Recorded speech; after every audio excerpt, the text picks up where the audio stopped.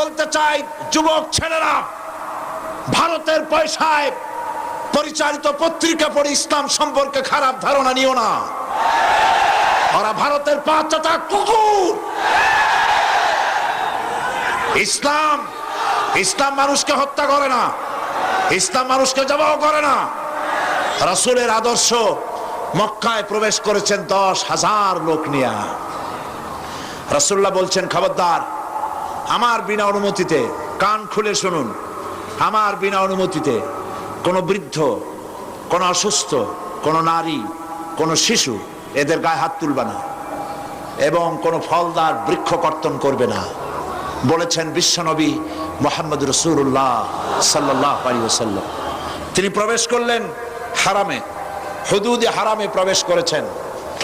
সেখানে তিনি দেখতে পেলেন মানুষ সব দৌড়াইতেছে বয়স ছোটে। তাদের আগের ধারণা আছে রাজা বাদশারা কোন এলাকা দখল করলে সমানে কচু কাটা করে, নিজের দলের লোক বাদ দিয়া সবাইরে মারতে থাকে সমানে। সেই ধারণার বশবর্তী হয়ে তারা দৌড়াচ্ছে। এক বুড়ি 2-3টা বস্কা খালি দৌড়ায়, 2টা পরে 3টা উঠায়, 1টা পরে 2টা উঠায়। পরেশান হয়ে গেছে। হুজুরের দৃষ্টি আকৃষ্ট হলো সেদিকে। নবী করিম সাল্লাল্লাহু আলাইহি সাল্লাম তার কাছে গিয়ে বলছেন, মা, তুমি এভাবে পরেশান হয়ে দৌড়াচ্ছ কেন? বুড়ি বলছে, তুমি কে? তুমি আবার কারণ জিজ্ঞেস করো। তুমি জানো না আব্দুল্লাহর পুত্র মুহাম্মদ এসেছে মক্কা থেকে সাল্লাল্লাহু আলাইহি ওয়াসাল্লাম? আজ আর কাফের একটাও হবে না। হুজুর বলছেন, মা, তুমি কোথায় যাবে? তো তার এলাকা সে বলল। তিনি বললেন, মা, তোমার তো খুব কষ্ট হচ্ছে, তোমার বোঝাগুলি আমারে দাও, আমি তোমার গন্তব্যে পৌঁছে দিয়ে আসি। বোঝাগুলি তিনি নিলেন, এগিয়ে যেতে লাগলেন। বুড়ি তার গন্তব্যে পৌঁছবার পর বলল, এটাই আমার নিরাপদ জায়গা, এখানে রাখো। এরপরে বুড়ি তার আঁচল থেকে কয়েকটা টাকা বের করে ওই হুজুরের হাতে তুলে দিলেন, দিতে চাইলেন। হুজুর সাল্লাল্লাহু আলাইহি ওয়াসাল্লাম বললেন, আমি পয়সা নেব না। কেন নিবে না? আমি তো বিশ্বাস করতে পারি না, আমার জাতি বিনা পয়সায় কারো উপকার করে, এ কথা তো আমরা স্বপ্নও দেখি না।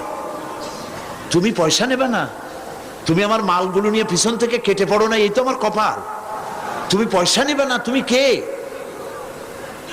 আল্লাহর নবী বলেন, বুড়িমা, যার ভয়তে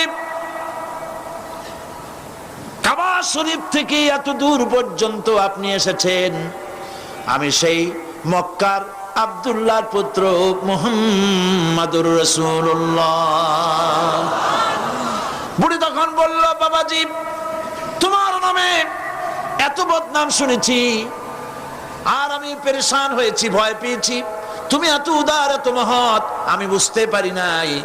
আমি এখন বুঝলাম তুমি কোনো সাধারণ মানুষ নও, তুমি সাধারণ কোন রাজা বাদশা নও, নিঃসন্দেহে তুমি আল্লাহর নবী।